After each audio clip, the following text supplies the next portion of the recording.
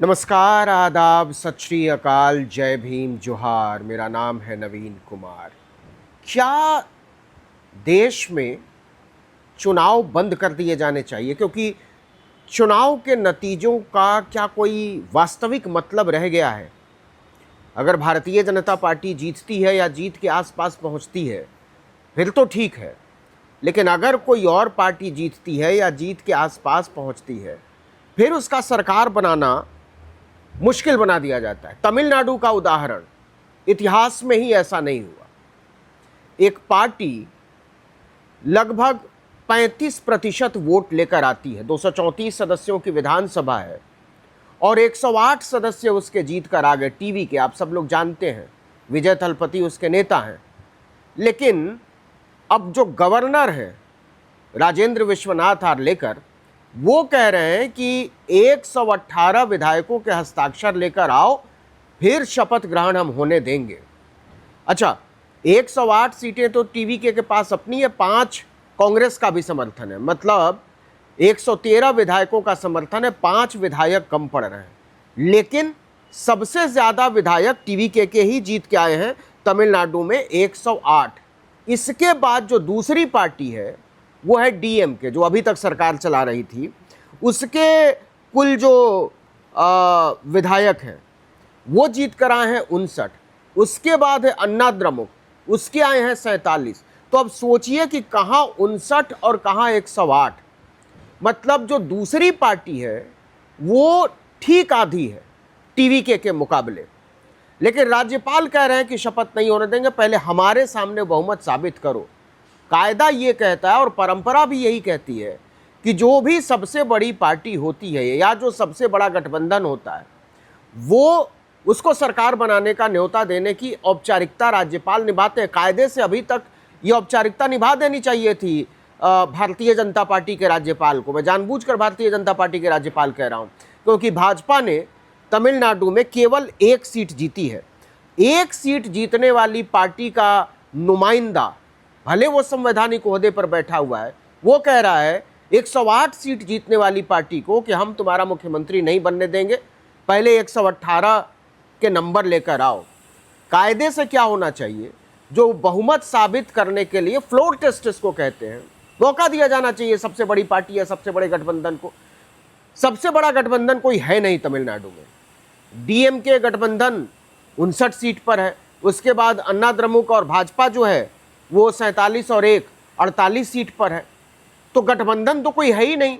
Single largest party है TV के, विजय थलपति की। और राज्यपाल कह रहे हैं कि हम आपका शपथ नहीं होने देंगे तब तक जब तक कि आप 118 विधायकों के सिग्नेचर लेकर हमारे सामने पेश नहीं कर देंगे। तो इस देश में तय हो जाना चाहिए कि केवल चुनाव लड़ने से कुछ नहीं होगा, केवल सीटें जीतने से भी कुछ नहीं होगा। जो गवर्नर चाहेगा वो होगा। बेशक आप राज्य के सबसे लोकप्रिय नेता हो, आपकी पार्टी सबसे लोकप्रिय पार्टी हो, आपको सबसे ज्यादा लोगों ने चुना हो, लेकिन इसका कोई मतलब नहीं बनता है। तमिलनाडु का उदाहरण लोकतंत्र के लिए बेहद न केवल विस्मयकारी है बल्कि बहुत चिंताजनक है। इसके पहले वाले जो राज्यपाल हुआ करते थे RN रवि, वो तो विधानसभा से 2 बार पास किए हुए बिल को अपने पास सालों रोक कर रखे हुए थे। सुप्रीम कोर्ट ने फैसला सुनाया और भारत के इतिहास में पहली बार 11 विधेयक जो हैं वो बिना राज्यपाल के हस्ताक्षर के पास हुए मान लिए गए। अब वो वाले बंगाल पहुंच गए हैं। बंगाल की हालत आप देख रहे हैं, वहाँ न चुनाव आयोग की चल रही है, न राज्यपाल कुछ कर पा रहे हैं और ना ही अमित शाह कुछ कर पा रहे हैं। सेंट्रल एजेंसियां भारतीय जनता पार्टी के पास, local police administration Bharatiya Janata party के पास, राज्यपाल भारतीय जनता पार्टी का, चुनाव आयोग भी कह लीजिए भारतीय जनता पार्टी की तरफ झुका हुआ। लेकिन जो हिंसा का आलम है वो न हमसे छुपा हुआ है और ना आपसे छुपा हुआ है। और सीधी सी बात है कि बंगाल में जो हो रहा है वो अगर सुशासन है, वो अगर राम राज है, वो अगर सुरक्षा है, तो फिर आतंक किसको कहते हैं? किसको कहते हैं सुरक्षाहीनता? किसको कहते हैं जुल्म? किसको कहते हैं कत्लो गारत?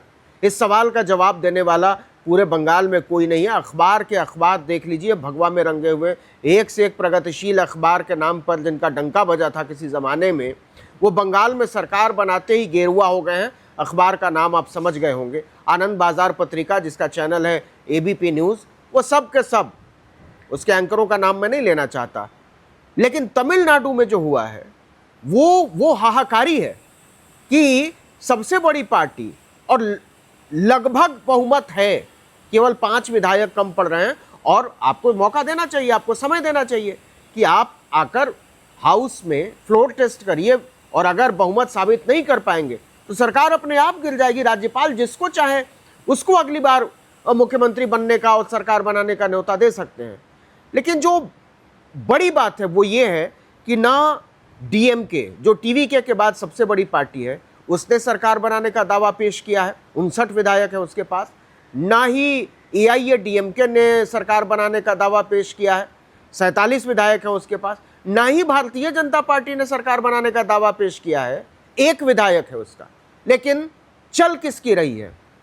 जिसका 1 विधायक है, भारतीय जनता पार्टी की। आपको हैरानी हो सकती है, लेकिन यही हो रहा है कि 1 विधायक की पार्टी और उससे जुड़े हुए लोग जो चाह रहे हैं वो कह रहे हैं कि 108 विधायक जिसके हैं और जिसको 113 विधायकों का समर्थन है, हम उसको फ्लोर टेस्ट का भी मौका नहीं देंगे, हम बहुमत साबित करने का भी मौका नहीं देंगे, शपथ ग्रहण का तो सवाल ही नहीं उठता। तो ये सब चीज़ें भारत की राजनीति में चल रही हैं। अच्छा, मज़े की बात यह है कि अभी सीपीआई और सीपीएम दोनों के 2-2 विधायक हैं। अगर ये 4 विधायक चले जाएं, अन्य भी 4 विधायक हैं, वो समर्थन दे सकते हैं। 1 घंटे तक मुलाकात की विजय थलपति ने राज्यपाल से और कहा कि आप हमको फ्लोर टेस्ट का मौका तो दीजिए, हम विधानसभा में अपना बहुमत साबित कर देंगे। तो क्या राज्यपाल अथॉरिटी है? बहुमत राज्यपाल के पास बहुमत साबित कर देने से, बता देने से, हस्ताक्षर दे देने से बहुमत हो जाएगा? और अगर नहीं तो फिर ये मौका क्यों नहीं दिया जा रहा है सरकार बनाने का? सीधी सी बात है, ये जनमत का अपमान है, ये जनादेश का अपमान है, ये लोकतंत्र का अपमान है, उस जनता का अपमान है जिसने चुना है अपने नुमाइंदों को। विधानसभा सही जगह है बहुमत साबित करने की, राज्यपाल का कमरा नहीं। राज्यपाल संतुष्ट होकर करेंगे क्या? और कायदे से तो राज्यपाल को हस्ताक्षर भी नहीं मांगने चाहिए थे, क्योंकि टीवीके के पास ऑलरेडी 108 विधायक है, तो हस्ताक्षर मांगने का कोई मतलब नहीं है। चुनाव आयोग ने उनको लिख कर दिया है कि इतने विधायक इस पार्टी के जीत कर आए हैं, अब आप फैसला लीजिए। और राज्यपाल का फैसला ये है कि सबसे बड़ी पार्टी के सबसे बड़े नेता को हम शपथ नहीं दिलाएंगे, हम विधानसभा में बहुमत साबित करने का मौका नहीं देंगे। तब तक नहीं देंगे जब तक कि आप हमारे सामने, गवर्नर के सामने, जब तक यह बहुमत साबित नहीं कर देते हैं। तो ज़रा सोच कर देखिए ये कौन सा लोकतंत्र चल रहा है। और चुनाव के तुरंत बाद पुडुचेरी को देख लीजिए, भाजपा के 4 विधायक हैं, 2 विधायक कम हो गए हैं, 30 विधायकों की विधानसभा है। हालांकि वो पूर्ण राज्य नहीं है, लेकिन वहाँ कोई दिक्कत नहीं है, कोई हस्ताक्षर भी नहीं मांग रहा है, कुछ करने की ज़रूरत नहीं है। तो तमिलनाडु में क्यों? क्या 1 विधायक की पार्टी तमिलनाडु को चलाना चाहती है? एक काल्पनिक सवाल ज़रा अपने आप से पूछिए कि अगर टीवीके के नेता विजय थलपति पीछे हट जाएं कि हमको नहीं सरकार बनाना, आप जिससे बनवाना चाहते हो बना लीजिए, और अन्ना द्रमुक भी इनकार कर दे कि हम भी दावा पेश नहीं करेंगे, डीएमके भी इनकार कर दे कि हम भी दावा पेश नहीं करेंगे, और दोनों ने अभी तक किया भी नहीं है, तो राज्यपाल क्या करेंगे? राष्ट्रपति शासन लगा देंगे। ये है भारतीय जनता पार्टी का लोकतंत्र। लेकिन फिलहाल देश ऐसे ही चल रहा है। सोचिए और अपने दिल से पूछिए कि ये देश कैसे चल रहा है और क्या इसको इसी तरीके से चलाया जाना चाहिए।